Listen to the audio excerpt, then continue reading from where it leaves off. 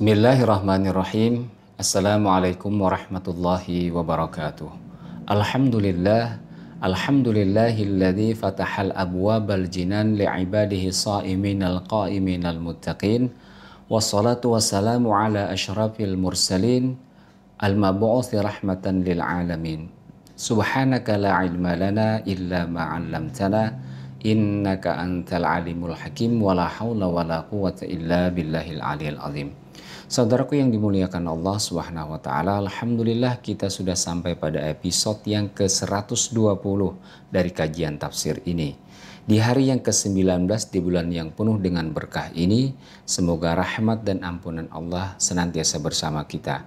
Hari ini kita akan sama-sama merenungkan tafsir surat Al-Baqarah ayat ke-100 dan 101 dengan tema Bani Israel menyepelekan perjanjian dan enggan melaksanakannya. Allah Subhanahu wa taala berfirman, A'udzu billahi minasyaitonir rajim. Bismillahirrahmanirrahim.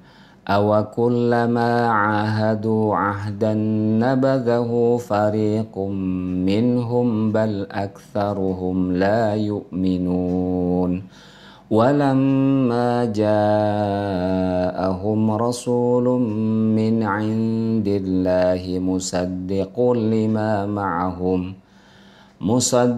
لما معهم نبذ فريق من الذين أوتوا الكتاب كتاب الله وراء ظهورهم كأنهم لا يعلمون.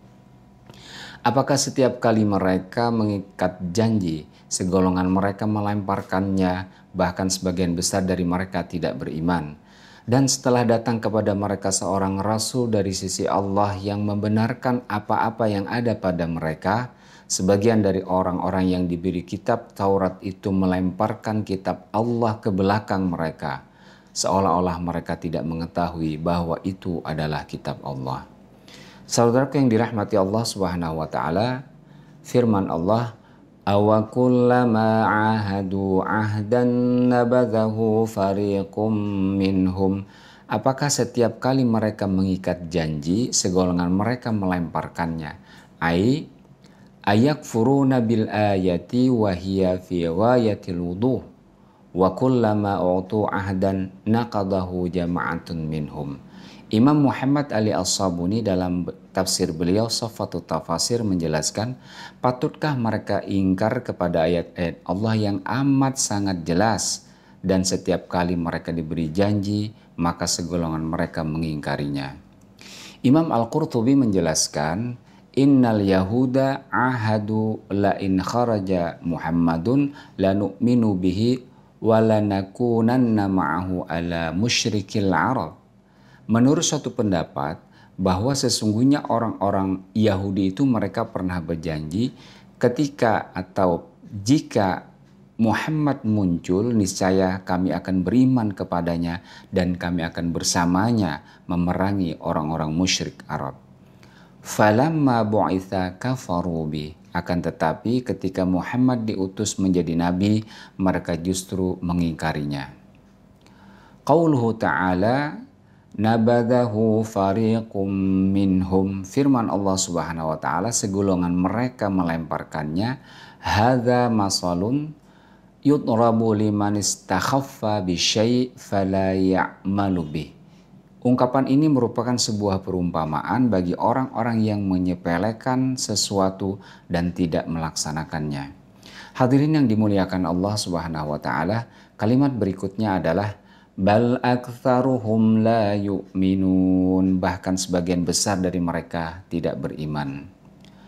Qala Al-Hasanul Basri, na'am, laisa fil ardi ahdun yu'ahiduna alaihi illa naqadhuhu wa nabadhuhu yu'ahiduna al-yawma wa yanqaduna ghadan. Al-Hasan Basri mengatakan bahwa memang benar tidak ada perjanjian yang mereka adakan melainkan mereka membatalkannya dan melemparkannya. Hari ini mereka berjanji, esoknya mereka mengingkarinya. Qala As-Suddi, La yu'minuna bima ja'a bi Muhammadun sallallahu alaihi wasallam. As-Sudi mengatakan bahwa mereka tidak beriman kepada apa yang dibawa oleh Muhammad sallallahu alaihi wasallam. Wa qala Qatadah, dan Qatadah berkata, nabadhahu fariqum minhum, ai naqadahu fariqum minhum. Segolongan mereka melemparkannya, maksudnya adalah segolongan mereka membatalkannya. Hadirin yang dimuliakan Allah Subhanahu wa taala, Imam Ibnu Katsir menjelaskan Allah mencela kaum Yahudi karena mereka telah mencampakkan sebagian perjanjian dan Dia meminta mereka agar berpegang teguh kepadanya serta menunaikan hak-haknya. Oleh karena itu pada ayat berikutnya Allah mengungkapkan kedustaan mereka terhadap Rasul yang diutus kepada mereka dan kepada seluruh umat manusia, yang di dalam kitab-kitab mereka sudah tertulis mengenai sifat-sifat dan berita-berita mengenainya. Walamma ja'ahum rasulun min 'indillahi musaddiqun lima ma'ahum, dan setelah datang kepada mereka seorang rasul dari sisi Allah yang membenarkan apa-apa, yakni kitab yang ada pada mereka. Wa huwa Muhammadun sallallahu alaihi wasallam ay musaddiqan li Taurati wa muwafiqan laha fi usuliddin wa muqarriran li nubuwati Musa alaihi salam, yakni Nabi Muhammad sallallahu alaihi wasallam yang membenarkan apa-apa yang ada di dalam Taurat dan selarasnya dalam persoalan-persoalan usuluddin, pokok-pokok agama, dan juga menegaskan kenabian Musa alaihissalam. Qala As-Sudi, lamma ja'ahum Muhammadun sallallahu alaihi wasallam araduhu bitaurati fakhasamuhu biha fattafaqatil tauratu wal Qur'an wa nabadhu at-taurata wa akhadhu bi kitabi Asif wa sihr Harut wa Marut falam yuwafiq al-Quran. As-Sudi mengatakan bahwa ketika Nabi Muhammad SAW datang kepada mereka, mereka menentang dan menyerangnya dengan menggunakan kitab Taurat. Dan ketika terbukti tidak ada pertentangan antara Taurat dengan Al-Quran, maka mereka pun melemparkan Taurat. Kemudian mereka mengambil kitab Asif, sekretaris Sulaiman, dan sihir Harut dan Marut yang jelas-jelas tidak sesuai dengan Al-Quran. Nabadha fariqum minal ladzina utul kitaba kitaballahi wara'a zuhurihim.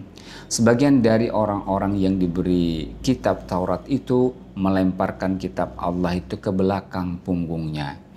Imam Ibnu Katsir menjelaskan, ittaraha ta'ifatum minhum kitaballahi alladhi bi aydihim mimma fihi al-bisyaratu bi Muhammadin sallallahu alaihi wasallam wara'a zuhurihim.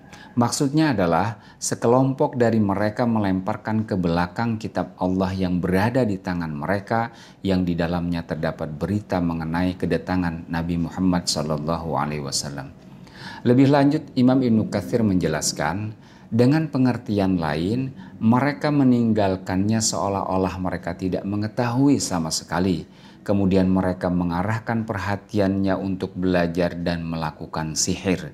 Oleh karena itu, mereka bermaksud menipu Rasulullah SAW dan menyihirnya melalui sisir dan mayang kurma yang kering yang diletakkan di pinggir sumur Arwan. Penyihiran itu dilakukan oleh salah seorang Yahudi yang bernama Labib bin Asam. Semoga Allah melaknatnya. Tetapi Allah Subhanahu wa taala memperlihatkan hal itu kepada kekasihnya Rasulullah SAW, dan Nabi Muhammad SAW sekaligus disembuhkan oleh Allah Subhanahu wa taala dan diselamatkan dari sihir tersebut. Ka'annahum la ya'lamun, seolah-olah mereka tidak mengetahui bahwa itu adalah kitab dari Allah Subhanahu wa taala.